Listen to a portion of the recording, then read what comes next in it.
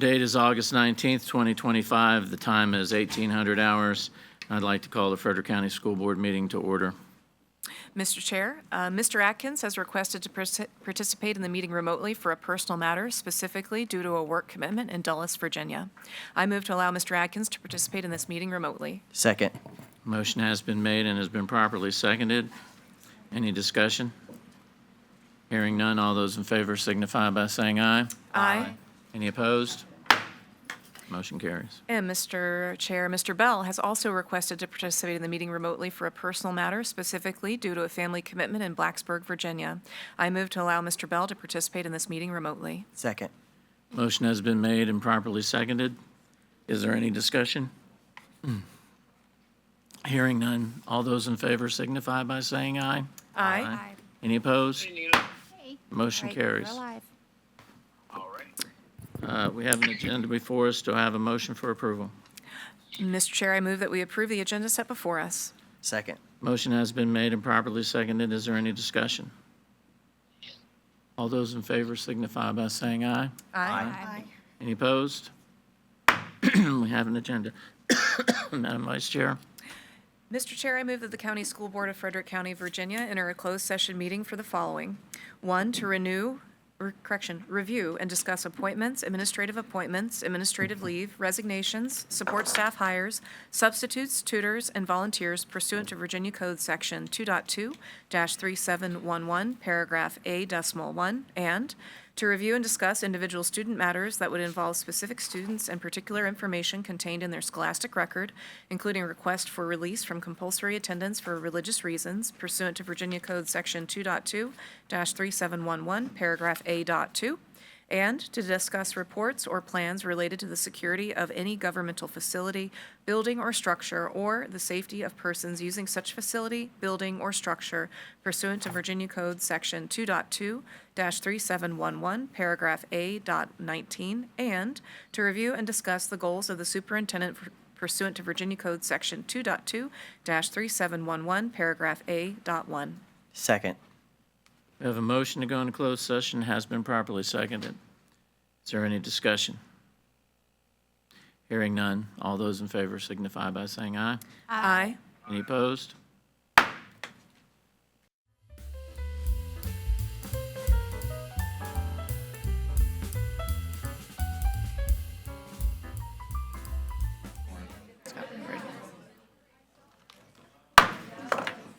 Madam Vice Chair, what's the pleasure of the board?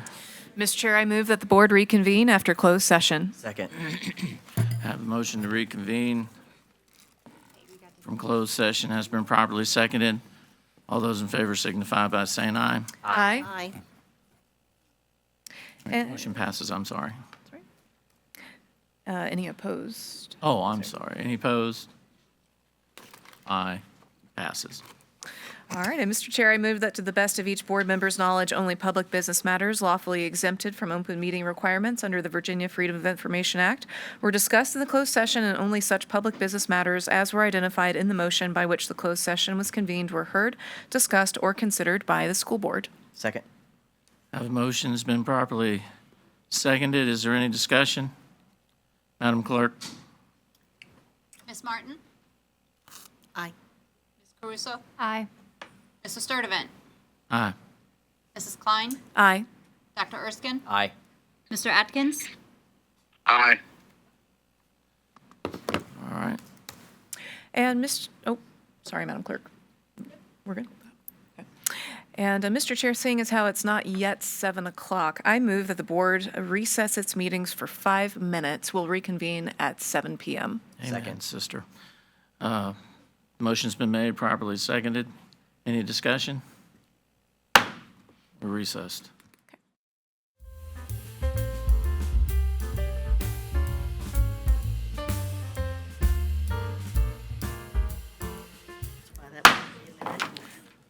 Mr. Chair, I move that the board reconvene its meeting. Second. A motion's been made and properly seconded. Any discussion? All those in favor signify by saying aye. Aye. Aye. Any opposed? All right, we are now reconvened.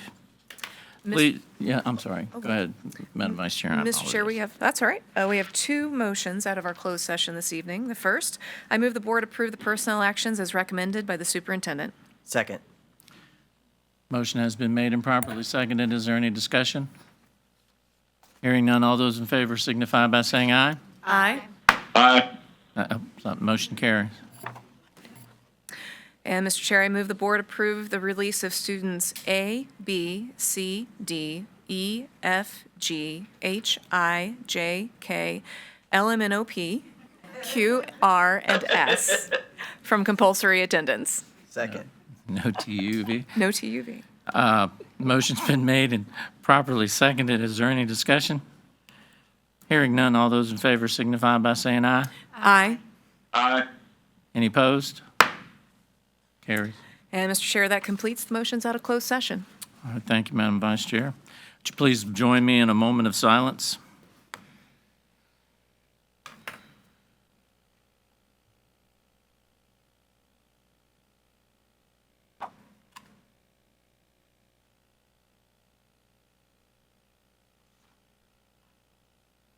Thank you for that. Now I ask everyone who's able to stand for the Pledge of Allegiance. Tonight we're being led in the pledge by, is it Janae Washington from Millbrook High School? Did I get that right? Janae, I'm sorry. I pledge allegiance to the flag of the United States of America and to the republic for which it stands, one nation, under God, indivisible, with liberty and justice for all. Thank you for that. Thank you very much for doing that. Next is our consent agenda. Do I have a motion to approve? Mr. Chair, I move that we approve the consent agenda. Second. Motion has been made and properly seconded. Is there any discussion? All those in favor signify by saying aye. Aye. Aye. Any opposed? We have an agenda. Up next is our student and staff recognitions. I will now pass it off to Superintendent Hummer. All right, thank you so much, Mr. Chair. Good evening and welcome to our Awards Excellence Program. Before we proceed, I would like to ask that everyone stay through the entire program out of respect for each individual who is being recognized. Once we have completed all of the presentations, you will have an opportunity to leave and enjoy the rest of your evening. In addition, when you come forward for your certificate, please take a moment to pause with me and Mr. Sturdivant for a photograph. Then move to the right, remain at the front, and we'll take a photo of students and coaches being recognized. Thanks everybody for coming. Mr. Sturdivant, come on down with me, please.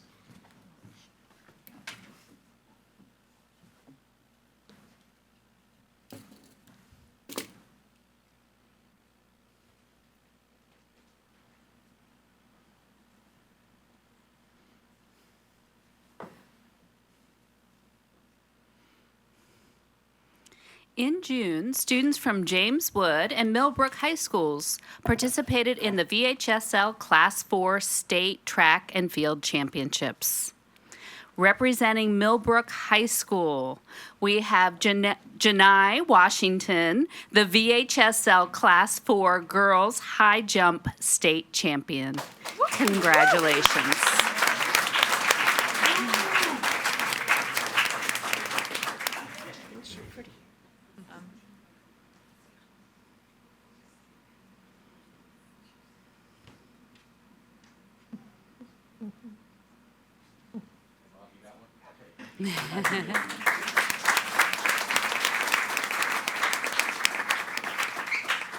In June, Sharando High School FFA students traveled to Virginia Tech in Blacksburg, Virginia for the Virginia FFA State Convention. Before we call up students for their certificates, we want to recognize that the Sharando FFA chapter received several honors in the National Chapter Contest, including Virginia FFA Northern Area Winner, 3-star chapter, and Premier Chapter. Way to go.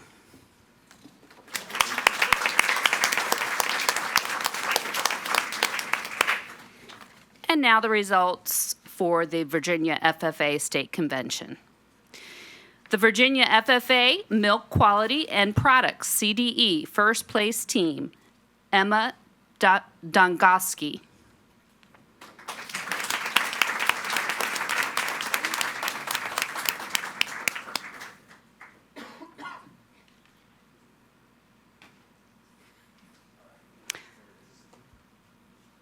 Riley Schulen.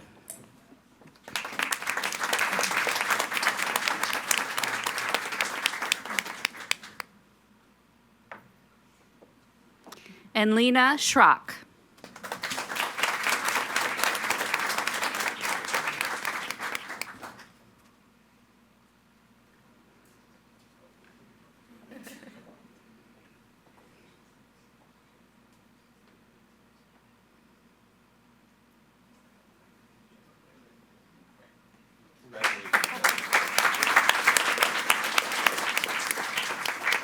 Next up, the Virginia FFA Marketing Plan CDE Second Place Team, Savannah Judy.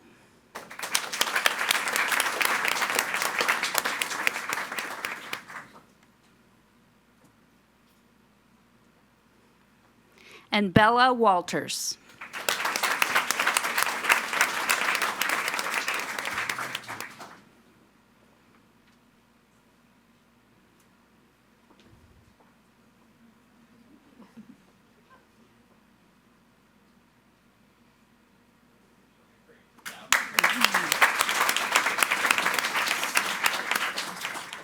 Taking second place in the Virginia FFA Employment Skills CDE, Olivia Rose.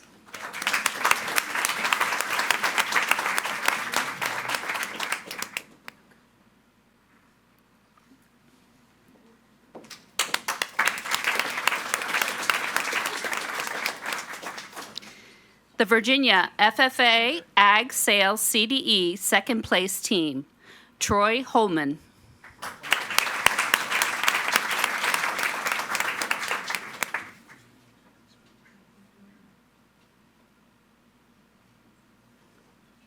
Caleb Green.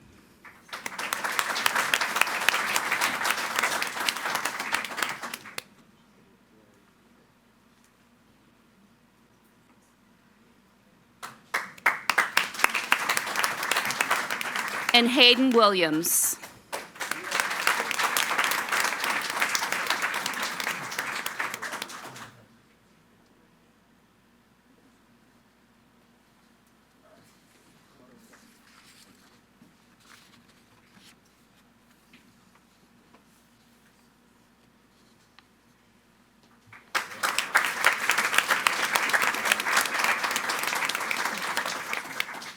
And next up tonight, we have the Inspiration Award. The Inspiration Award is given to a staff member who did something inspirational for the students, staff, parents, or community as a whole. Tonight's recipient is Jennifer Lilly from James Wood High School.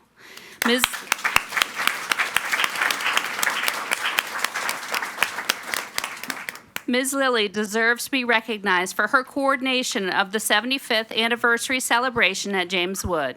She spent countless hours coordinating the decades teams, the flow of patrons through the building, collecting memorabilia, arranging the location for displays, and many other tasks to make that event a huge success that was enjoyed by our current staff, former staff, students past and present, and our entire community. Congratulations, Jennifer.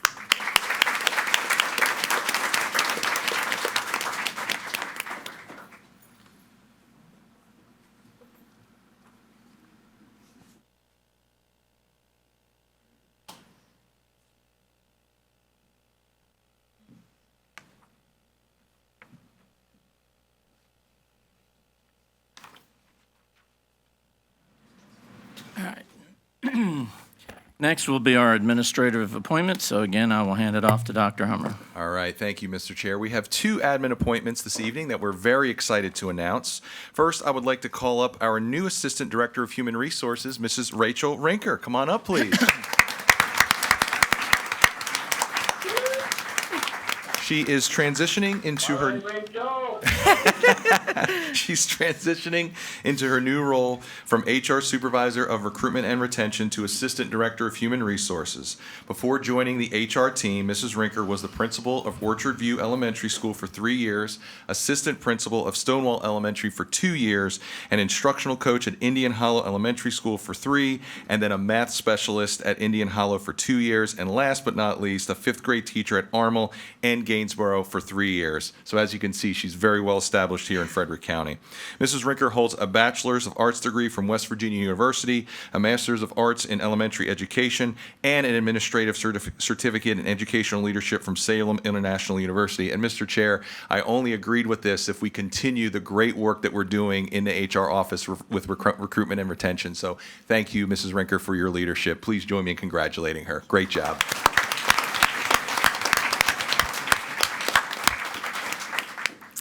Good evening, Mr. Chair, Dr. Hummer, members of the board, executive staff, and members of the community. I am truly honored and humbled to accept the position of Assistant Director of Human Resources. Thank you for placing your trust and confidence in me. I look forward to collaborating with the leadership teams at our schools and in this building, our talented staff, and our community to ensure that our district continues to attract and retain the best and brightest educators and support personnel. I believe a strong foundation in human resources is essential to building a successful environment for all of our students. I want to thank Katie Frakely and Kristen Campbell, as well as the phenomenal HR team, for paving the way and allowing me to have leadership experiences that have prepared me for this moment. I am eager to begin this new journey and contribute to the important work being done here. Thank you again for this incredible opportunity.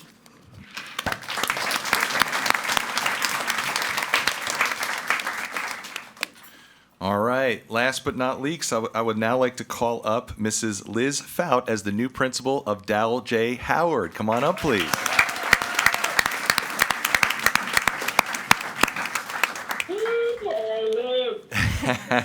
Thank you, Dr. Hummer, Mr. Well, Mrs. Thompson. Fout, I want to read your Sure. bio really quick. Okay, Sorry, sure. get ahead of yourself. She assumes the position of principal of Dowell J. Howard after serving as an assistant principal at Jameswood High since 2013. Thank you for your service. Mrs. Fout previously served as a math teacher and department chair at Millbrook High School for 10 years and a math teacher at Jameswood High for 7 years, 3 of which were department chairs. So again, has her foundation here in Frederick County. Thank you for that. Ms. Fout holds a bachelor's degree in mathematics and secondary education from Longwood University and a master's degree in educational leadership from George Mason University. Please join me again in congratulating Mrs. Fout. Congratulations. Thank you, Dr. Hummer, Mr. Thompson, Ms. Knight, members of the school board, and of course, the members of the selection committee. I am humbled and honored to serve as the principal of Dowell J. Howard. I'm excited to work alongside the teachers and the staff where we can work collectively to support every student, whether they are enrolled in an alternative program or in a career and technical education program. I'm committed to care for our students, and I will do my part to help prepare them, each of them, to graduate with a clear post-secondary plan. Thank you for entrusting me with this opportunity to serve in one of the most important and valuable institutions in our community. Thank you. Don't walk away just yet, Ms. Fout. Mrs. Fout. I just want to make one comment, and this is the quality of the staff that we have. Every year that I've brought my son Elijah to Jameswood High School for the open house, as confusing as it was with all that construction, she met him in the hallway each and every time, except for this last time I think we got there before you found out about us being there. Gave that kid a personal tour of every classroom to make sure that he did it. And that's the kind of folks we have working for Frederick County. So thank you very much. Thank you, Mrs. Fout.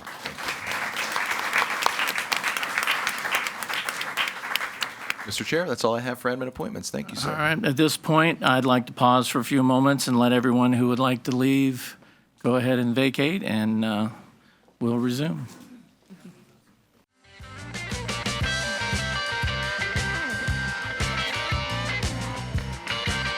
Next up is citizen comments. The Frederick County School Board is pleased to receive public comments at each monthly meeting from members of the public, which include residents of Frederick County, Virginia, including residents of the city of Winchester, Virginia. FCPS students, parents, legal guardians of FCPS students, FCPS employees, and businesses located within Frederick County, Virginia. Individuals speaking to the board will be allotted 3 minutes. Those individuals representing groups or organizations will be allotted 5 minutes with one representative per group. Upon recognition by the chair, a speaker should approach the lectern to speak to school board members, or to speak to the school board. Members of the audience and speakers are expected to be courteous to the others, and model for students how to respectfully participate in public meetings by speaking and behaving in such a manner that adheres to FCPS Code of Student Conduct. Complaints regarding FCPS employees should be first submitted to the school principal or to the school board office. Complaints regarding individual students should be submitted to the school principal or appropriate school official. School board is committed to showing respect and courtesy to all citizens. Comments that are not protected under the First Amendment of the United States Constitution will not be tolerated. This includes comments that are vulgar, obscene, threatening, and comments that are intended to incite violence or other breaches of the peace. Members of the audience are not permitted to interrupt the speaker or meeting by asking questions or making comments. Signs, posters, placards, banners, or like objects are permitted in the school board's meeting, but only if the individual possessing such item remain in the back of the room so as not to restrict the view of those attending the meeting in person. Excuse me. Violation of the guidelines will result in the chair ruling the speaker out of order. Continued violation may result in removal from the premises. We have provided copies of updated policy as well as a QR code that will take you directly to the Code of Student Conduct Handbook. They are located on the table where the sign-up sheet was located. The chair has discretion concerning public participation at school board meetings. School board meetings are tape recorded for the purpose of clarification and the development of official minutes. First person is it Johanna Rivera? Did I get that right? Not here. Moving on. Sharice Woodward. Nope. Mr. Nuri. Figured I had some padding, but I guess I'm the opener. Hi, my name is Brian Nuri, president of the Opechan District. Back when I was a tax preparer several years ago, one of the worst parts of my job was doing deductions. The paperwork, the accounting, it was a nightmare. Except when teachers came in. And for that, we just marked down the maximum $250 deduction. We didn't ask any other questions because we knew that they had spent more, but that was all the federal government allows you to deduct. And despite the fact that the big, beautiful bill raised this to an exorbitantly luxurious $300 deduction, it's still not enough to supply a classroom. Which is why I found it so odd that we are hearing that central office has banned teachers from sending out Amazon wish lists. This makes no sense. If a parent wants to donate, this is a more focused, specific way to donate items. As a social studies teacher, I might need a copy of the founding documents, but I'm not going to find those easily, and maybe I had other priorities like getting pencils and pads and expo markers, hand sanitizer. And efforts like Bright Futures and Fill the Bus events are fantastic events, but they might not fill the specific needs. What if everyone decided, I'm going to get extra glue sticks for the kids, and then we end up with a glut of glue sticks and not a single pen? And it's so we can provide more specific items like a color wheel for art class or play scripts for drama classes. We're also being told that these items will become FCPS property if they are purchased. I could see if they had to ask for major hardware, like in a garage where you bring your own tools, there is a liability issue, but we're talking pens and posters and tissue paper. So I'd like the board to evaluate these notices and ask admin as to why these went out without a policy that enforces it or requires it. Thank you. Just one second, Mr. Nuri. Yes, sir. And say that, what was that, in an Amazon wish list? Yeah. Is that, okay. I just Amazon make sure I wish got list, it. Thank you. Pam Kennedy.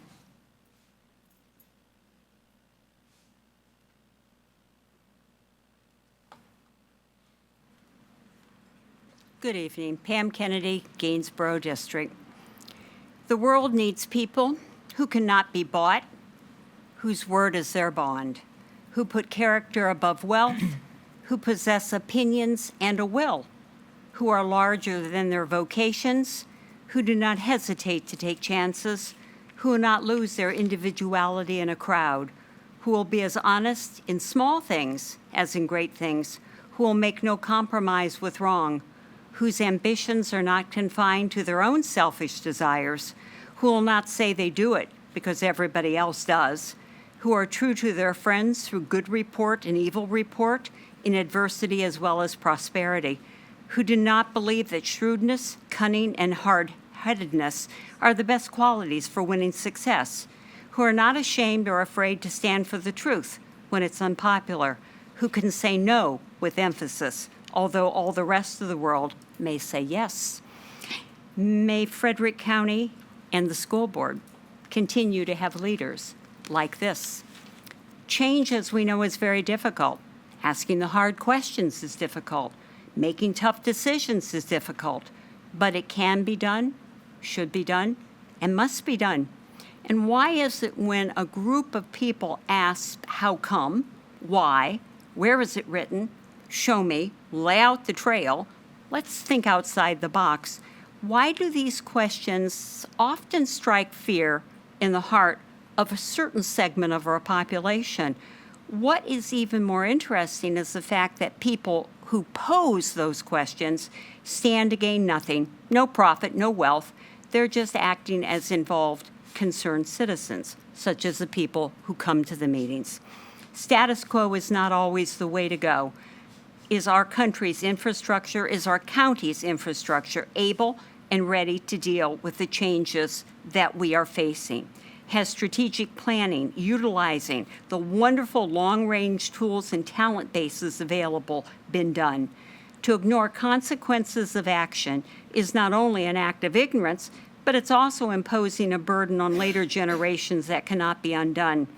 Time given to planning and thought is time well spent. Time spent cleaning up errors due to lack of consideration at the front end is wasted time. I think it's kind of interesting that I first gave these remarks to the Board of Supervisors and this board back in May of 2002. Times have changed, but certain considerations have not. Thank you so much.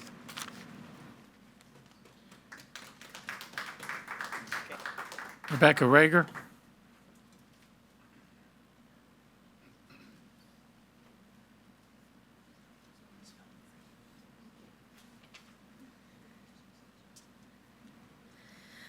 My name is Rebecca Rager. I am from the Gainsborough district, but I'm reading for Sonia Marfatia Good tonight, who lives in the Back Creek district. For the record, I do not want my kids reading any books that depict sexual bestiality, coprophilia, urophilia, fetishism, or porn. I trust the librarians and teachers that are hired to educate my kids and make sure what they are learning is age appropriate. I believe the school board and Dr. Hummer have a habit of having a knee-jerk reaction anytime a parent throws a fit, whether it has to do with an LGBTQ kindness club, removing books without following the defined processes that the school board has prior put in place. I believe this school board and Dr. Hummer prioritize these parents that are the loudest without considering what it means for the rest of us who do not agree. I believe in established processes that utilize educators' expertise in order to make thoughtful and impactful decisions. School librarians are responsible for building and maintaining their school library collection. A lot of thought and consideration has gone into choosing these books that align with the curriculum and support of FCPS educational goals. If a parent or legal guardian has a complaint, they can submit one to the principal. As explained in 304 RC, the process involves a formal complaint, a committee convenes, and a decision is issued. This process was not followed. I believe that Dr. Hummer and the school board have violated the First Amendment when they removed books from the libraries without following the processes previously defined. The First Amendment protects freedom of speech and extends to the right to receive information, meaning the students and individuals have a right to access a variety of viewpoints and ideas. When a school board removes books from the libraries based on viewpoints of discrimination, this is censorship and infringes on this right. The First Amendment protects against government censorship. In the Board of Education versus PICO case, the case centered on whether a school board could remove books from school libraries due to their content, specifically targeting books deemed offensive or inappropriate. the Supreme Court ruled that the school boards cannot remove books because they disagree with the ideas or viewpoints presented in them. This decision established that students have a First Amendment right to receive information, and school boards cannot suppress ideas based on their own political or social views. This decision affirmed the right of students to receive information and ideas, even if those ideas are controversial or unpopular. The majority opinion written by Justice Brennan highlighted the importance of students' access to diverse perspectives and ideas. I was curious to see how students were doing when it came to reading. According to the National Assessment of Educational Process, reading scores are showing decades of deterioration. However, most students have phone access to unlimited screen time. The American Academy of Child and Adolescent Psychiatry states that on average, children ages 8 to 18 spend 7.5 hours watching or using screens. I and many other parents like myself find no issue with the current process in place to opt out of anything we don't agree with. All this effort for a non-existent problem. Thank you. Supervisor Dunn.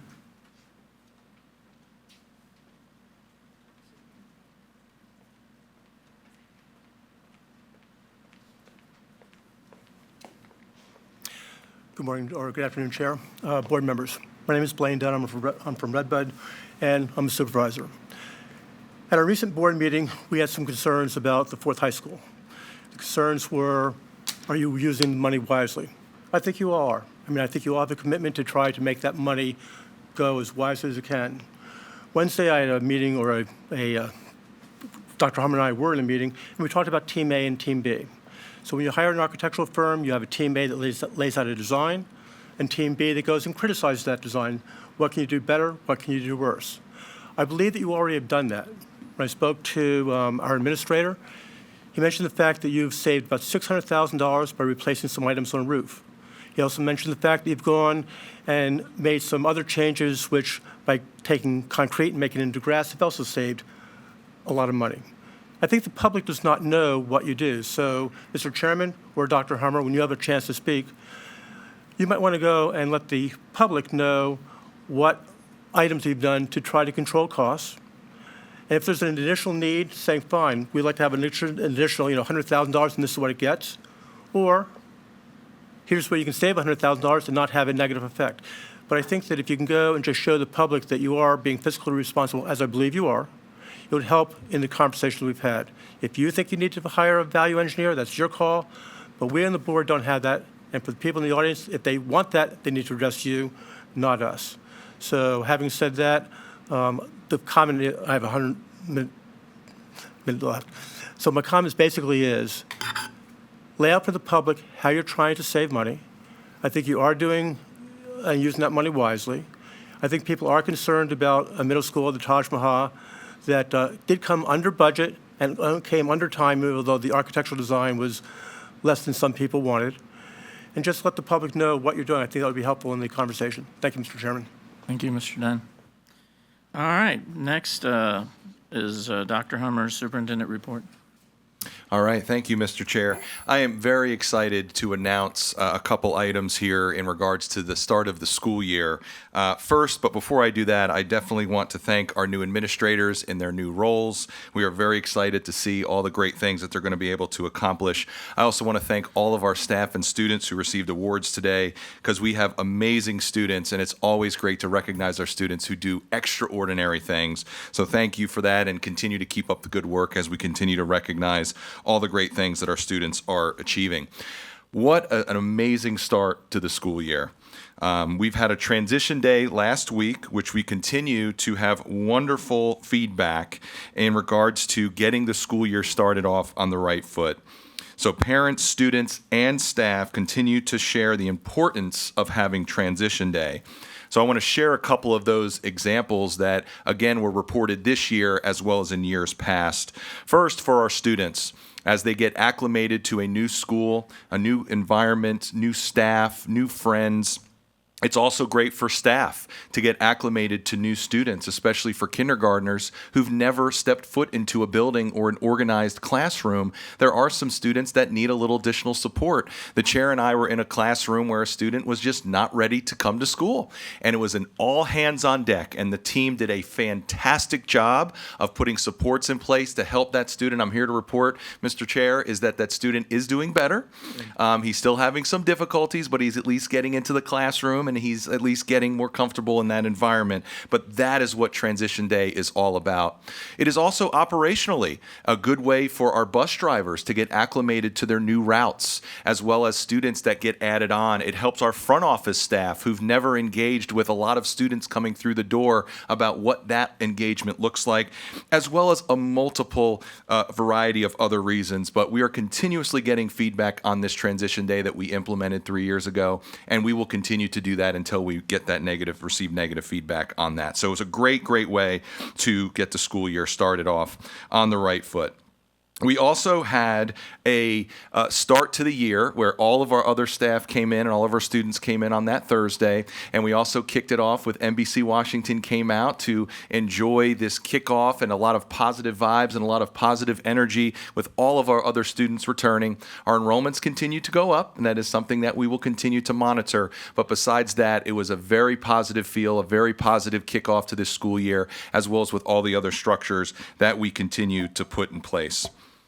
Preparations for this year, however, should not go unnoticed. There was a lot of work over the summer, both on the operational side of the house from our custodians, our bus routing, central office, and our hiring procedures, as well as instruction and rolling out this new strategic plan.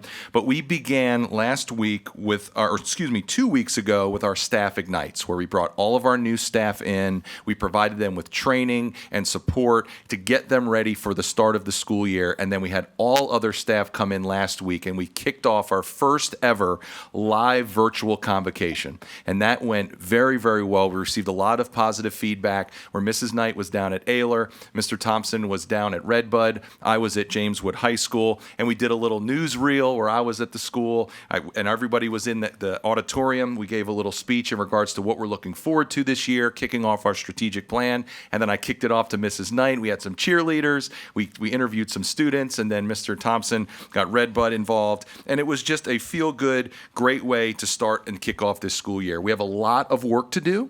We are kicking off our new strategic plan, which is excellence for all, and building that future-ready community and adding on new pathways for our students. We have our data sciences program down at Dowell J. We also have our new Future Educators Academy, where we have 11 students who are going to school to be teachers and coming back, and they are excited to be teachers. So we are just very, very excited. A lot of great things happening thus far in this first week of school. And we are looking forward to sharing with you all of the great things that our kids and staff are going to be able to accomplish this year. And I want to give a thank you to all of you for all of your support and all of our work that we do every single day. I also want to congratulate our summer graduates. So this is something that we started new this year. And when I say excellence for all, we mean excellence for all. So we graduated a little over 1,000 seniors back in May, but we also have some students who take an alternate path for graduating and needed to take a course or two over the summer. Well, they met those requirements and they graduated. So we need to give them that same opportunity of experiencing a graduation. So we hosted our first ever summer graduation yesterday at Millbrook. So thanks to Mrs. Altendorf and her team, Mrs. Knight and her team, Dr. Myers and your staff for all of the great work that they did. And it was like a graduation, just with less people. They had families there, they had friends, they had support. We had family members crying in the audience because their kids did it, and we need to celebrate that. It doesn't matter if it's 1,000 kids or 7. We are about each and every kid, and each of those students had a goal. One student was going to the Army. Another one already has a job working for Malloy. So they have goals. So just because they didn't graduate on time does not mean they're bad kids. They just have an alternate way of getting there, and we help them do that. So thanks to our staff, thanks to everybody that made this happen. And of course, our goal is for our kids to graduate on time. So we are going to celebrate that, but we are also going to celebrate our other students that take that alternate route. And we're looking forward to what they can celebrate with their future goals and achievements. So with that, Mr. Chair, thank you. We are looking forward to another exciting, great year. And again, I want to thank you all for your support. You're not done with your report yet. Okay. You forgot the part where we went to the music class. Well, I wish I had video. Jump in, jump out. No, I'm sorry. Oh, it was great. You I'd should like have to seen get it. engaged in the classes. It was a great opportunity. Oh, he got more than engaged. He'd have had pom-poms that have been ugly. Okay, so next up, we don't have any, where am I at? Didn't have any old business, so now we're in new business. So first we have the Finance Committee meeting report. And that is me, Mr. Chair. A meeting of the Finance Committee of the Frederick County School Board was held on June 24th, 2025. The meeting was called to order at 4:33 p.m., and a copy of the minutes has been provided to each board member. During the meeting, Mr. Shepard discussed the transportation fiscal information. Mrs. Anderson shared information on funding transportation and transportation next steps, as well as the new fraud policy 730P and the regulation 730R. The meeting adjourned at 5:10 p.m. Additional details regarding the information covered at the Finance Committee meeting are included in the minutes provided to board members. Are there any questions from board members about information shared at the Finance Committee meeting held on June 24th, 2025? All right, seeing that we have no comments. We have two motions, Mr. Chair, coming out of the Finance Committee meeting. The first, I move the board adopt policy 730P, reporting and investigating fraud, embezzlement, waste, abuse, and fiscal dishonesty as presented. Second. Motion has been made, properly seconded. Is there any discussion? Hearing none, all those in favor signify by saying aye. Aye. Any opposed? Aye. That passes. And second, Mr. Chair, I move the board approve the minutes from the Finance Committee meeting held on June 24th, 2025. Second. Motion's Motion's been made and properly seconded. Is there any discussion? Hearing none, all those in favor signify by saying aye. Aye. Passes. Next up is the Instruction Committee report. All right. A meeting of the Instruction Committee of the Frederick County School Board was held on August the 4th, 2025. The meeting was called to order at 4:32 p.m. and a copy of the minutes has been provided to each board member. During the meeting, Mrs. Muldowney discussed the elementary end-of-year data review. Dr. Myers reviewed the secondary end-of-year data review. Dr. Myers also shared the AP dual enrollment and SAT, PSAT fees. Mrs. Hall, Mrs. DeCoy, and Mrs. Schrock gave an update on the library sexually explicit book review. Mrs. Nicola reviewed the data management system. And Mrs. Euler, I hope that's right, Euler, Mr. Barb and Mr. Waters discussed middle school and high school sports programs. Mrs. Jordan discussed House Bills HB 1881, HB 1945, and HB 2104, as well as proposed new policy 337P, use of generative artificial intelligence, AI. Mrs. Hall and Mrs. Carter reviewed the division literacy plan. Mr. Lingle discussed the gifted program plan changes, and Mrs. Baldwin shared information about the National Center for Missing and Exploited Children. The meeting adjourned at 7:36. Additional details regarding the information covered at the committee meeting are included in the minutes provided to board members. Are there any questions from board members about information shared at the Instruction Committee meeting held on August the 4th? Seeing none, Mr. Chairman, there are 4 action items coming out of the Instruction Committee. First, I move that the board adopt policy 337P, use of generative artificial intelligence as presented. Second. Motion's been made and properly seconded. Is there any discussion? Hearing none, all those in favor signify by saying aye. Aye. Aye. Any opposed? Carries. The next, I move the board approve the biennial division literacy plan, and I further move the board authorize staff to make technical edits to the plan as necessary. Second. Motion has been made, been properly seconded. Is there any discussion? Hearing none, all those in favor signify by saying aye. Aye. Aye. Any opposed? That motion carries, sorry. Next, I move the board approve the proposed amendments to the FCPS local Plan for Gifted Education to reflect technical and process edits. Second. Motion has been made, properly seconded. Is there any discussion? Hearing none, all those in favor signify by saying aye. Aye. Aye. Any opposed? It carries. Finally, Mr. Chair, I move that the board approve the minutes from the Instruction Committee meeting held on August the 4th, 2025. Second. Motion has been made and properly seconded. Is there any discussion? Hearing none, all those in favor signify by saying aye. Aye. Any opposed? That motion carries. I guess, Dr. Hummer, we're going to throw it right back to you. Mr. Chair, do you want to further the conversation about the library books and the consensus, or are we good moving forward? We can discuss the consensus, Yes. but there is a consensus. Okay, so I just want to be clear, maybe for the public as well, the consensus is to opt in, add a dot to the book, as well as creating a separate section in the library. And that is what was reported to me. Second as section a under librarian's control. Correct, yes, sir, yes. So we are prepared for that, and just wanted to, make sure we're all clear on what that's going to look like, and then continuously following our process for books that need to be considered in our libraries, as we've been following. Thank you. All right, now it's your turn. Okay, all right, so with that, I will now hand it over to Dr. Myers and Mrs. Muldowney. I believe we have a few more committee reports. Well, in the agenda, yeah. we wanted to do Gotcha. after instruction, if that's okay. Nope, I'm Yep. following you now. Yep. Thank you. Okay. And with this presentation, Mr. Chair and School Board, this was our promise to make sure with the rollout of our strategic plan that we will share out data more regularly. So we did a more larger presentation, our instructional committee. This is more of a truncated version. This is something that we will do quarterly and especially at the end of the year. So now for the amazing Mrs. Muldowney and Dr. Myers. All Thank you, right. Mr. Chair. Thank you so much. I am here tonight to provide you with a very concise overview of elementary school data as we begin the 25-26 school year. This presentation will cover key metrics in attendance, behavior, and performance. A more detailed report was previously shared at the instructional committee, and we will conclude with next steps for each of these areas.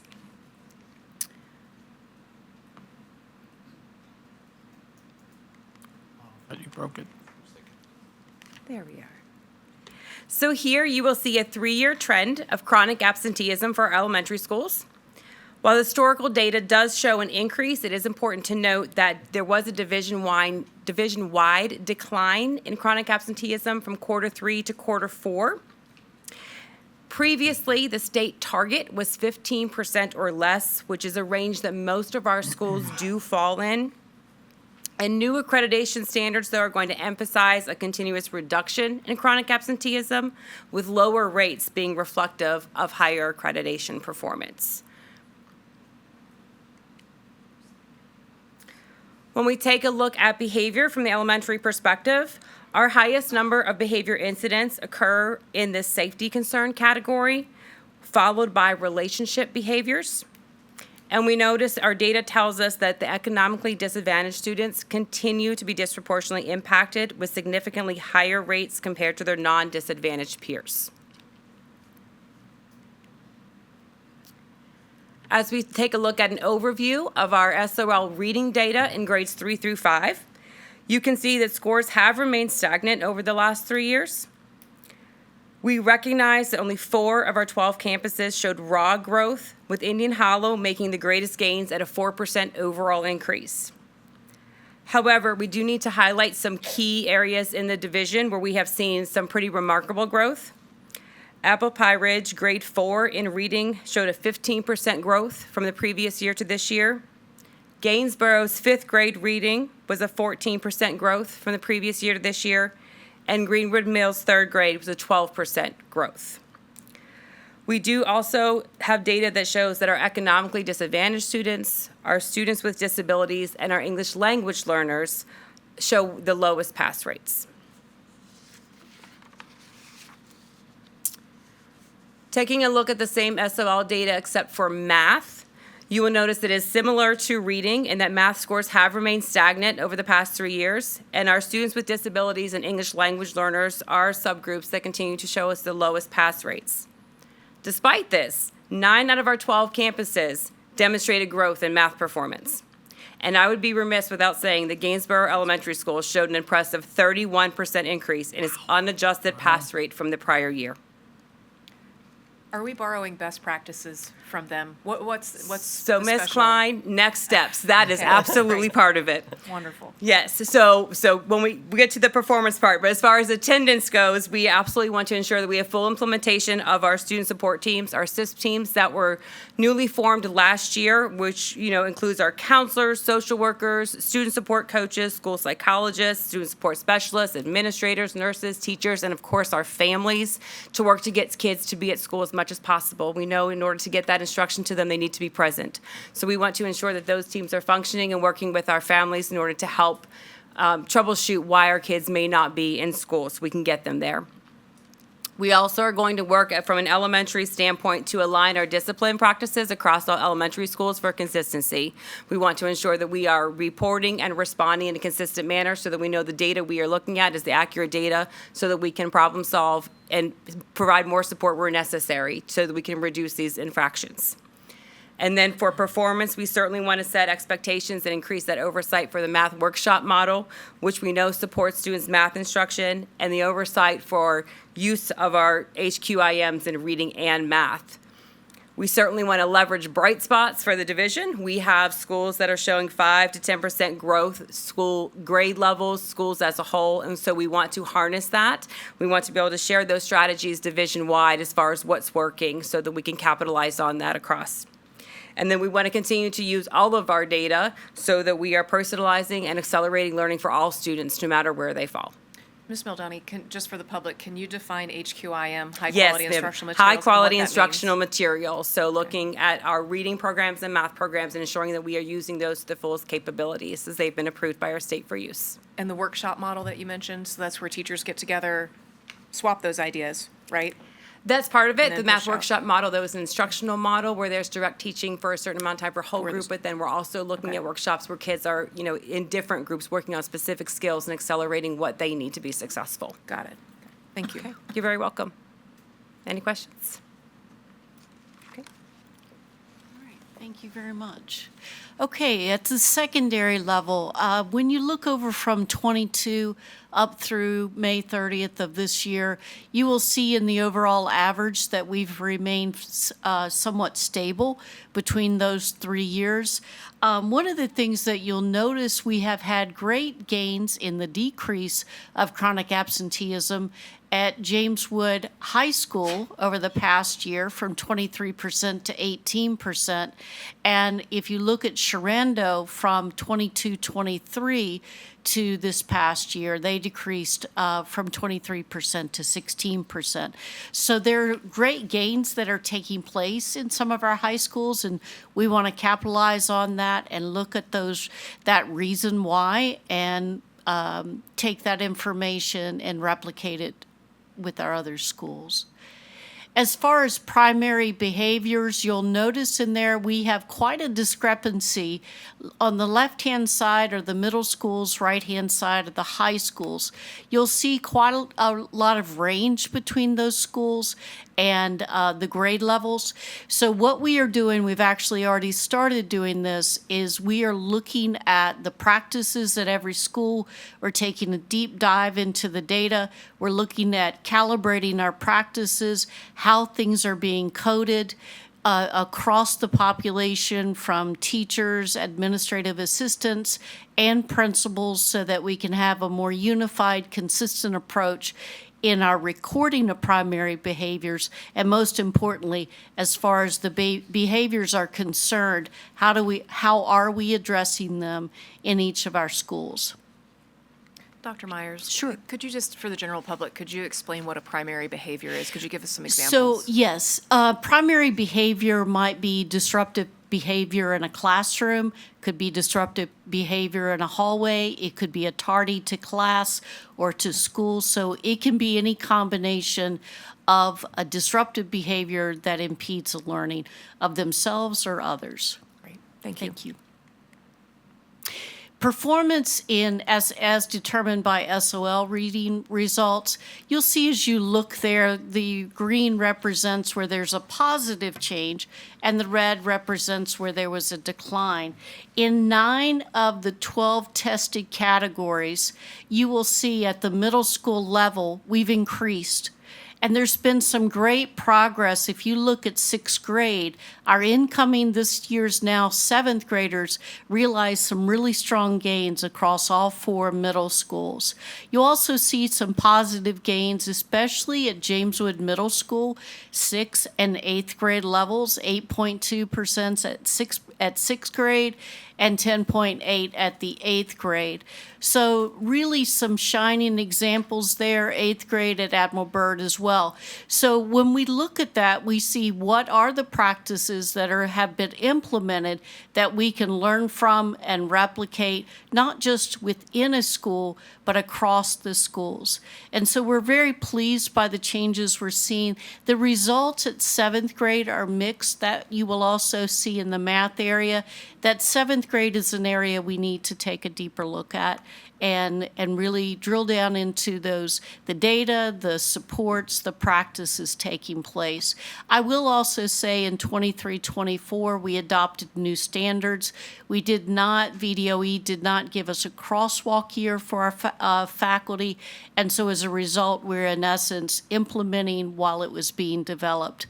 So anytime you develop new standards, you have a new set of standards.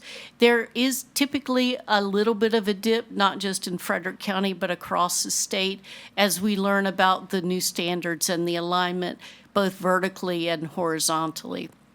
Dr. Myers, Sure. also too, just a little more, another speaking point on that grade 7 math.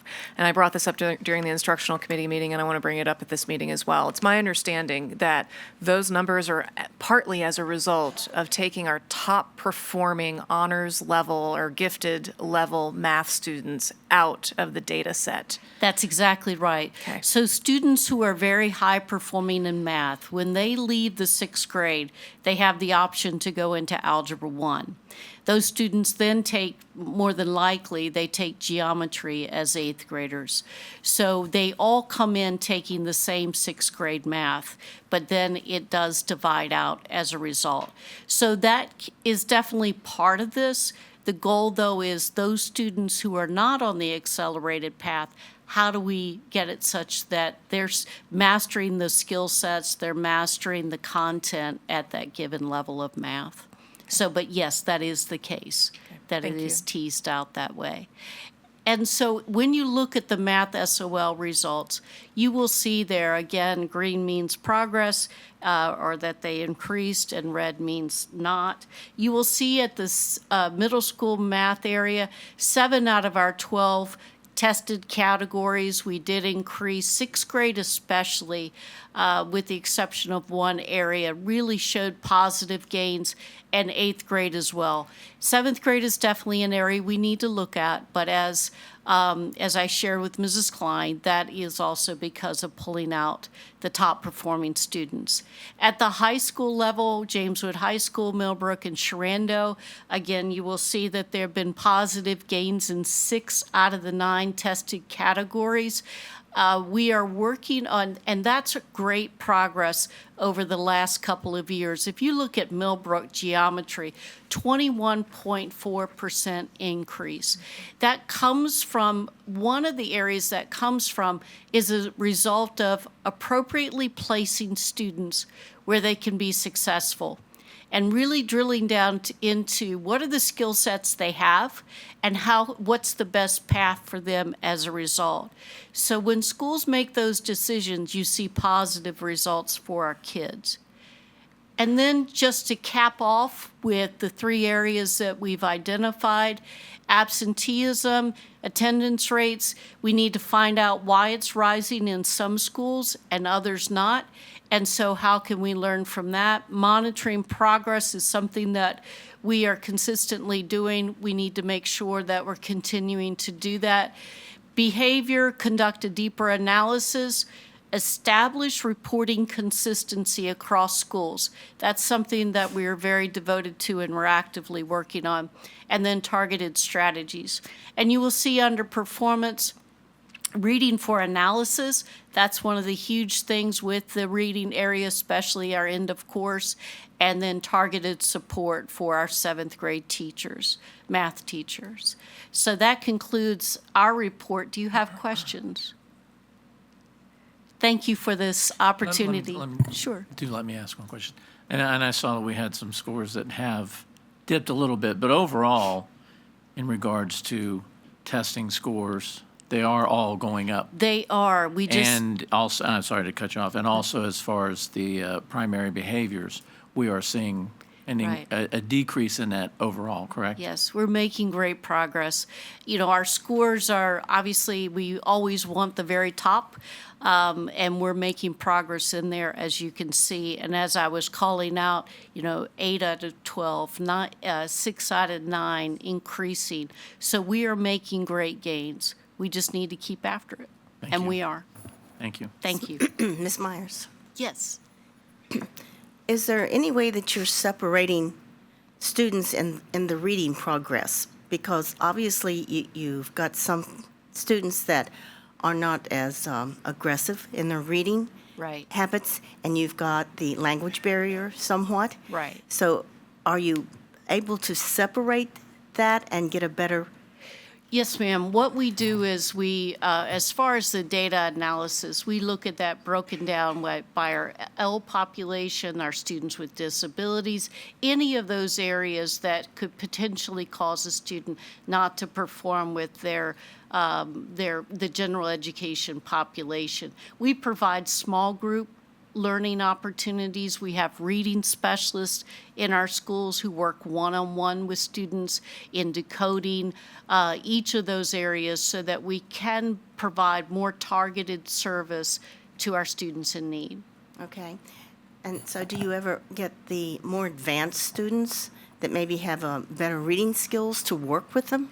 Well, that's a great question because the Teachers for Tomorrow, that's some of the area that they're working on where they do have the advanced skill sets, so they're mentoring students a lot of times in the lower levels. So a high school student may be going in and working with an elementary age child on this area.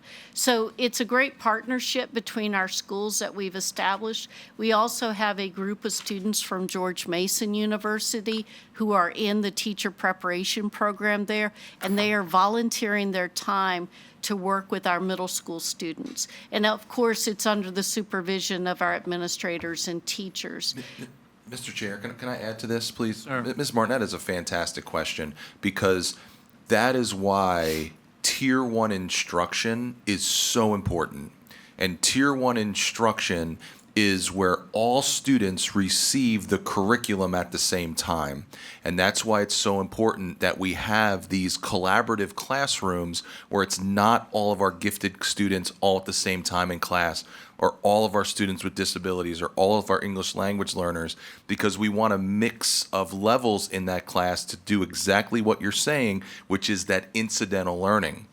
We want our students not only learning from the teacher, but learning from other students. And if you have a classroom of students that are all doing it wrong, they're going to learn it the wrong way. So we want to make sure that we have a good mix of students in our classes, and that's why we're so intentional with our principals about how we schedule students in our classes. Now, it is appropriate to pull students out to what's called Tier 3 instruction, where we have students with disabilities, English language learners, to focus on specific skills, but then they go back into the Tier 1 learning environment so they're able to learn from one another. So what you're saying is spot on to that instructional model that we currently have in our schools. Because I see with reading versus, say, math, say, person who's trying to describe the story that's been written can give some excitement to it. Right. And some new ideas that the other person can't see because they're just trying to read. Yes. Yes. Yeah. Yes, totally agree. Yes, thank you. Any other? Thank you very much. Thank you. Thank you. Gonzalez. That's it for that one, yes, sir. Next, we have the Buildings and Grounds Committee report. All right. So, a meeting of the Building and Grounds Committee of the Frederick County Public School Board was held on August 11th, 2025. The meeting was called to order at 4:32 p.m., and a copy of the minutes has been provided to each board member. During the meeting, Mr. Davis discussed the CIP projects update and the Middletown site improvements. Mr. Shepard reviewed the CIP updates, shared updates on the Fourth High School, discussed the Fourth High School color scheme, and reviewed the contract award for the James Wood High School Stormwater Management Plan Maintenance Agreement. Woo! Mr. Conlon discussed the artificial intelligence security solutions, and Mr. Davis shared the contract award for the new play equipment for Armel Elementary School. The meeting adjourned at 5:46 p.m. Additional details regarding the committee meeting are included in the minutes provided to board members. Do board members have any questions about what was covered at the Building and Grounds Committee meeting held on August 11th? Ms. Caruso, no questions, just a comment to Supervisor Dunn's comments that he made earlier. In this meeting, we had and I tried to pull it up on my computer and the system is not letting me do it, but we had a really great presentation from Mr. Davis and his team about the reductions in the Fourth High School that you spoke of, and what you said is accurate. So we have removed a portion of the roof. Don't worry, it still has a roof, but we changed the design of the roof so that it saves a very large chunk of money. And then we also created more grassy areas as opposed to concrete. Those are just two of the things that the team has done. Right now, again, I cannot recall the exact figure. I want to say it was around $600,000 in savings that we have found so far. So we are currently coming in $600,000 under budget than what we anticipated at this point. You're right, we need to proselytize that a little bit more. Oftentimes I go into these meetings and we have great talking points, and I'm hoping that the STAR picks up on those, and yet they don't. So that is something that we need to do a little bit better on. So thank you for that comment. But I do encourage you, once you get onto an internet connection that's not FCPS constrained, do pull up that Buildings and Grounds presentation, and there is a good explanation of that there.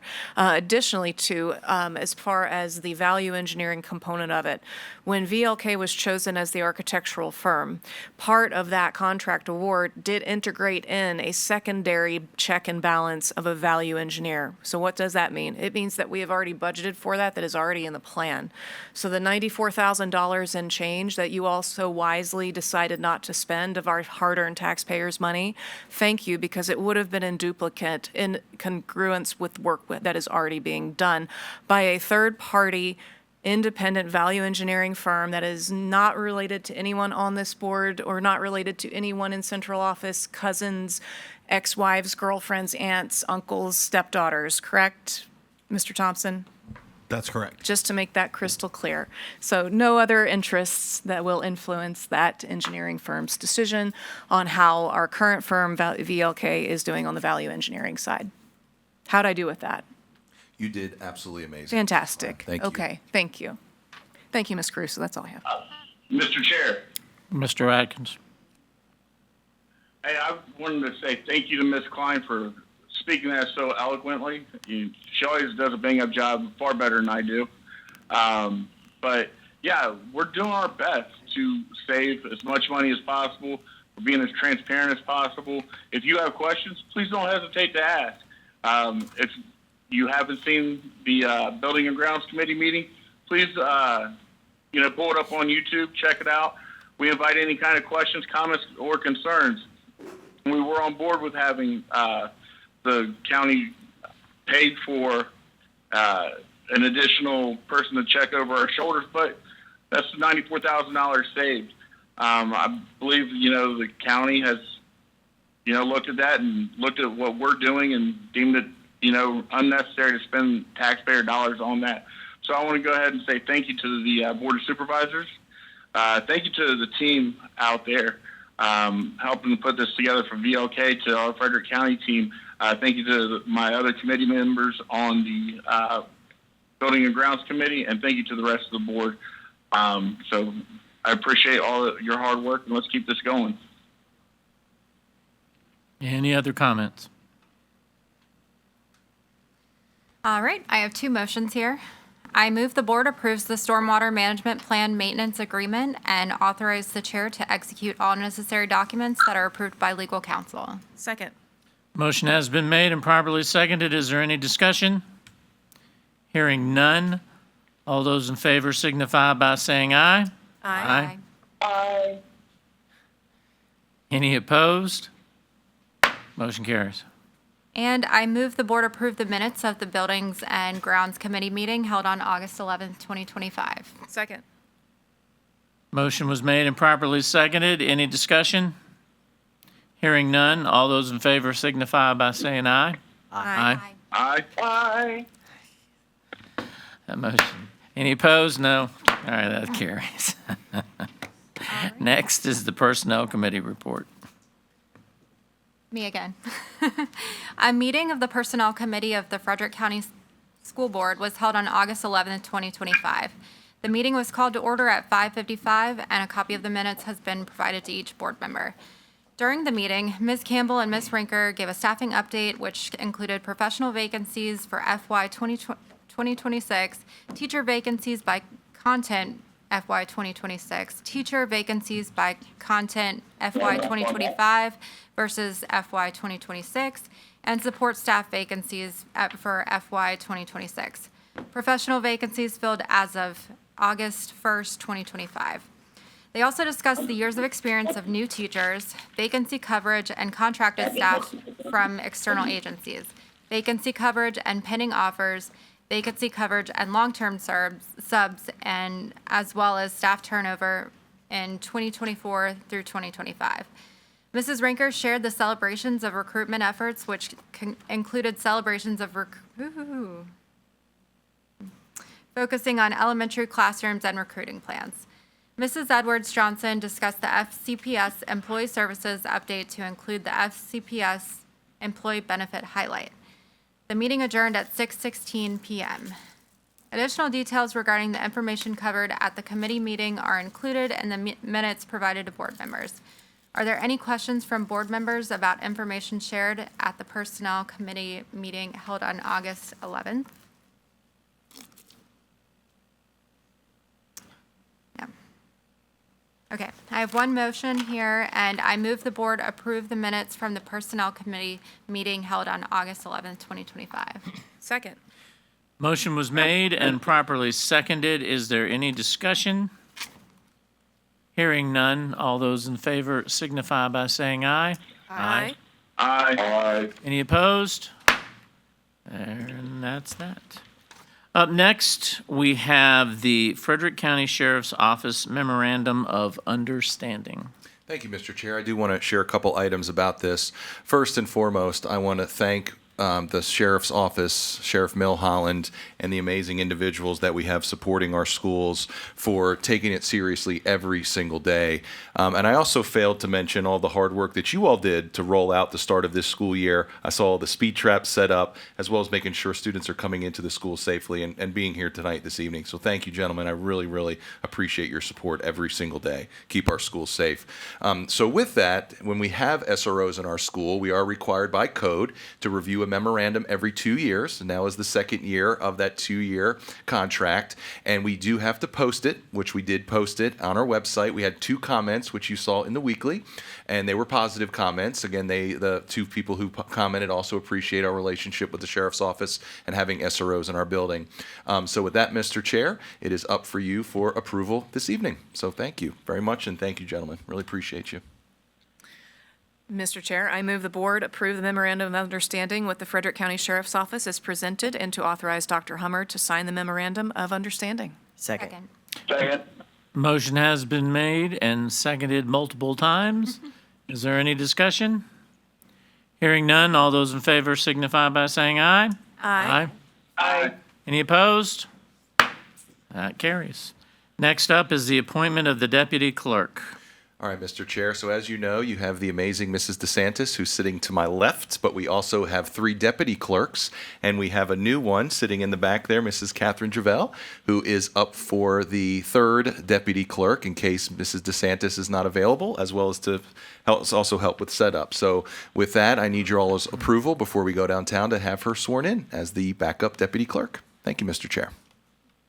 And Mr. Chair, I move the board appoint Mrs. Catherine Jovel to serve as the deputy clerk and to approve the resolution setting the bond for the school board deputy clerk that sets the amount of the corporate surety bond at $10,000 and authorize the payment of the surety bond on behalf of the deputy clerk.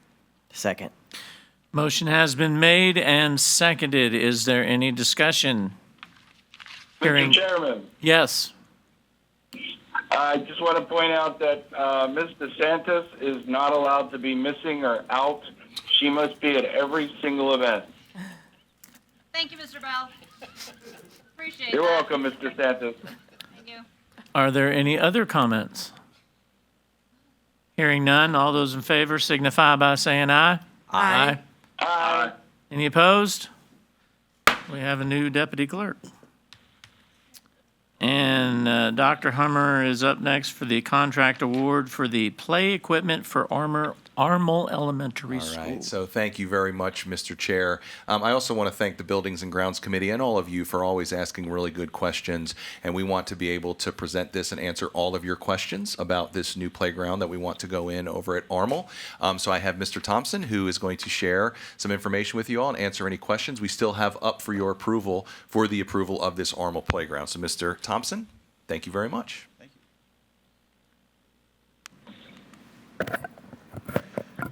Okay, so we're recommending the school board approve the contract award for the Armel Playground. Just wanted to provide you a couple of photos or renderings so that you can see of the playground. I'll click through these real quick.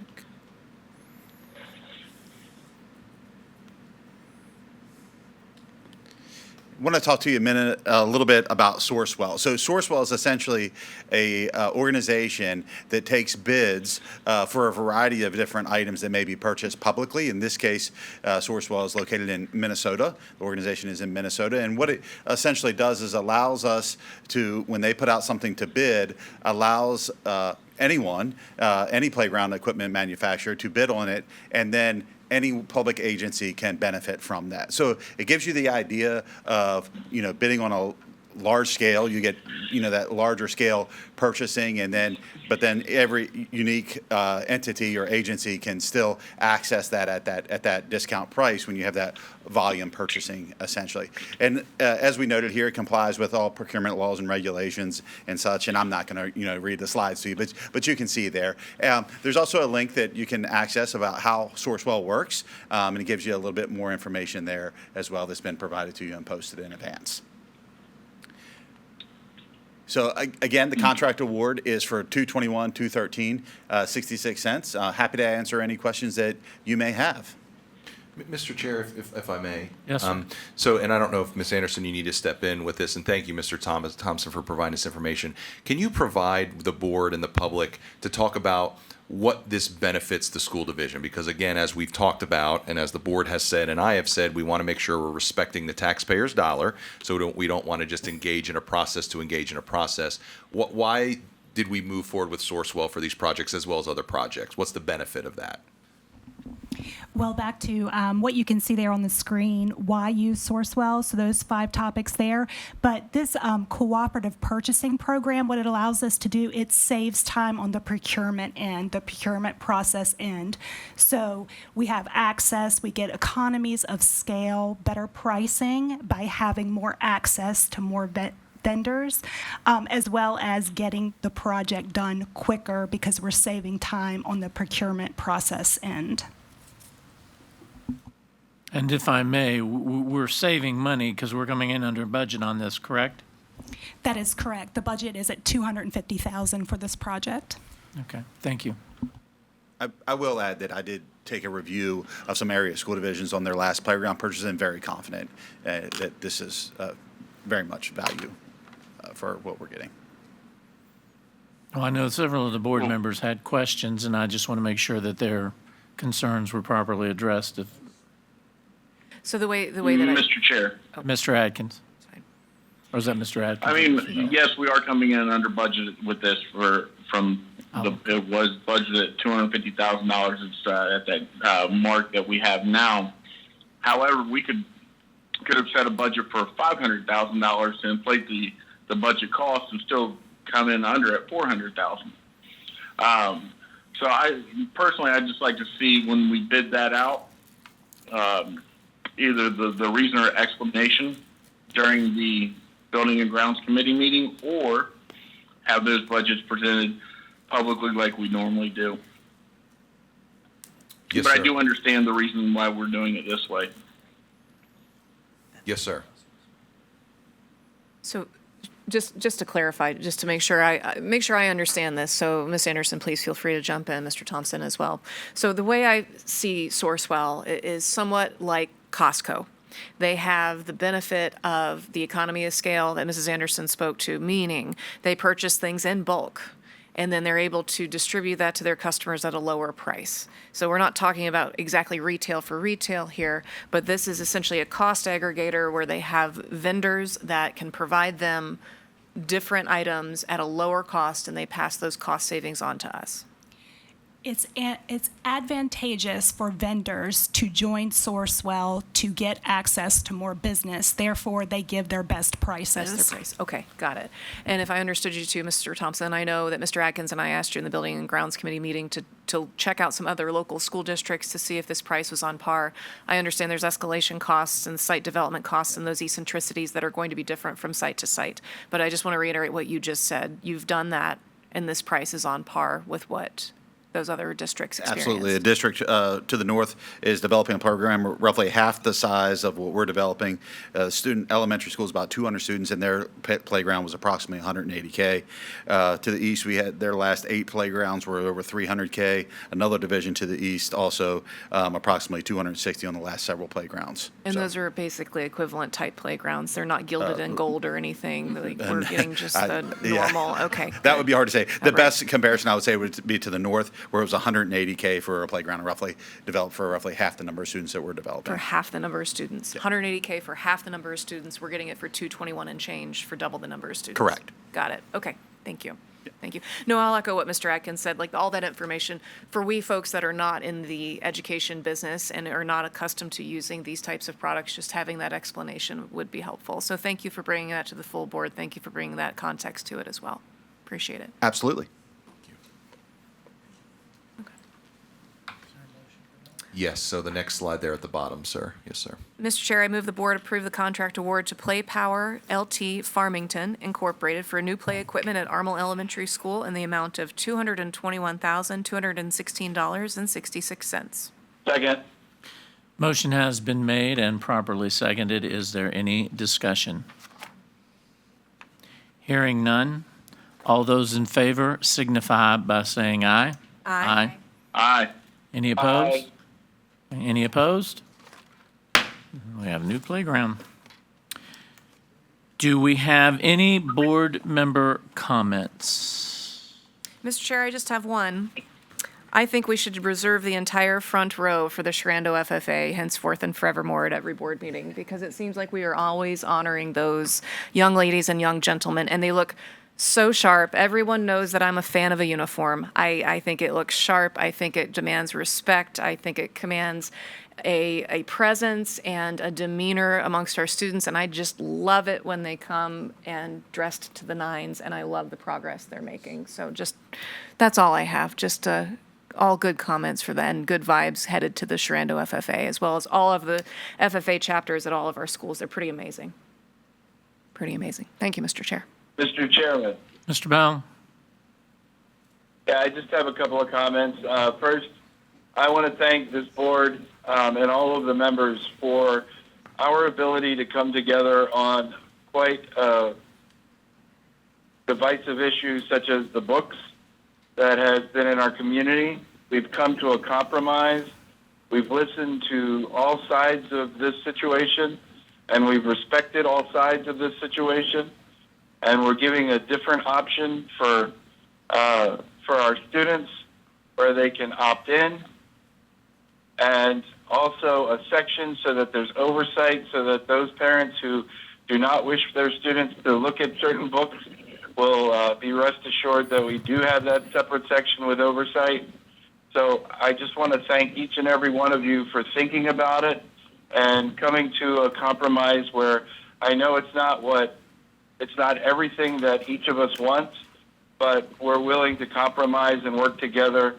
And I think that says a lot about this board. So thank you very much and I'm very proud to serve on this board with each and every one of you. That's all I have. Thank you, Mr. Bell. Anyone else? Mr. Atkins? I'm good. Would this be an appropriate forum for a question for the board? So we don't have to vote on the books policy because There's a consensus. And it's a policy, not a bylaw. Yeah, if I may, Mr. Chair, that's a great question, Marina. So the policy is very clear, and that has been established. This aspect of the change is actually under the regulation. So it's very similar to the cell phone regulation, where we want to gather consensus from the board in regards to how you want me to uphold your policy. So with the change in the regulation, which Mrs. Jordan is working on, we just needed direction in regards to the 4 options that were on the table. And of those 4 options, we're moving forward with 3, with the 4th option being removing all the sexually explicit books where nobody was in favor of or said it publicly in regards to consensus. Anyway, so that's why there's no vote needed. At any point, any member can call for a vote on a specific motion, but for this particular item, there's no necessary need for that, especially when there's a consensus based on what direction you want me to go in. If that helps. And Mrs. Jordan, you can chime in if I missed anything there. Right. So next steps, now that we have a consensus from the board, is we'll go, me and other staff members will continue to look at the logistics of implementing the consensus of the board, including updating the regulation like Dr. Hummer mentioned. And the board will be kept apprised of our progress if we run into any issues, how we're moving forward. And Dr. Hummer, as well as I, am always open for the members of the board to provide feedback as we move forward. Thank you. Anyone else? Ms. Martin? No, I'm good. No? I just have a couple things. I was privileged. It's been a busy month.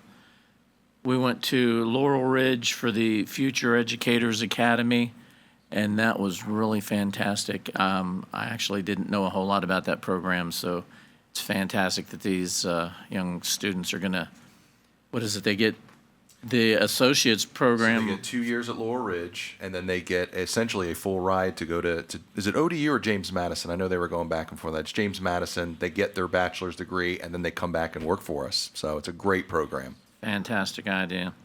I want to give a shout out myself personally. I met the ladies from the James Wood High School volleyball team at the Pack the Bus, Stuff the Bus, whatever it was. And they were impressive doing all that stuff on their own, and they invited me to volleyball games, and I managed to get to the scrimmage, I believe it was last Wednesday.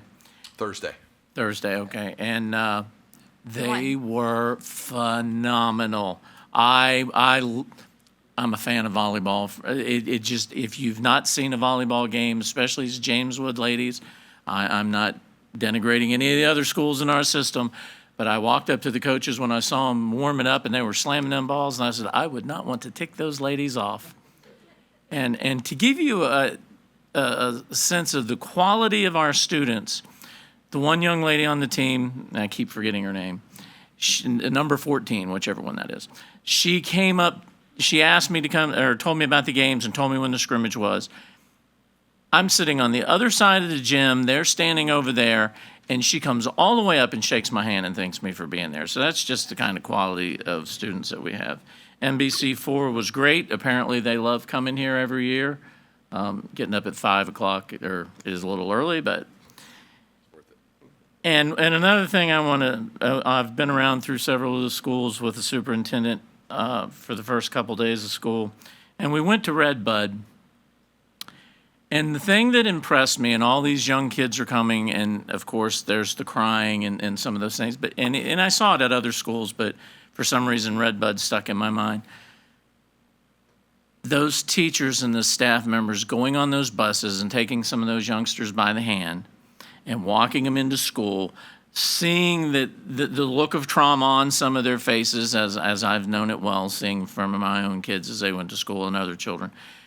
But it was just the manner in which they did their jobs showed how much they love it. And I saw that at Apple Pie Ridge.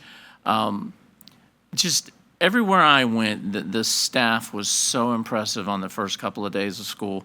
And I know that there's been criticism that we don't appreciate the staff, and I've read that in the newspaper, and other people have come up to speak. But I'm telling you, we appreciate our staff because I think we got the best school staff going. And just those folks at Redbud just impressed me so very, very much. And then the back-to-school kickoff that we had at the beginning of the month was phenomenal. Bright Futures came with, I believe it was like 200 book bags. 400. Well, they initially brought 200 book bags, and they were gone within like 15 minutes and had to go back and get some more. The hot dogs, the DJs, the Chick-fil-A cookies, everything. We had close to 1,000 people came to that, if I remember. Great turnout. It was great. So that was done phenomenally, and all the staff that did the hard work on that. And then last night, we attended the summer school graduation at Millbrook High School, and those kids did an excellent job. It's been a fantastic August and a fantastic start to the year. And with that, I am done. We have one announcement, and that is our next school board meeting will be held on September 23rd, 2025. What is the pleasure of the board? Mr. Chairman, I move that we adjourn our meeting. Second. Motion has been made and properly seconded. Is there any discussion? Hearing none, all those in favor signify by saying aye. Aye. Aye. Any opposed? We are adjourned.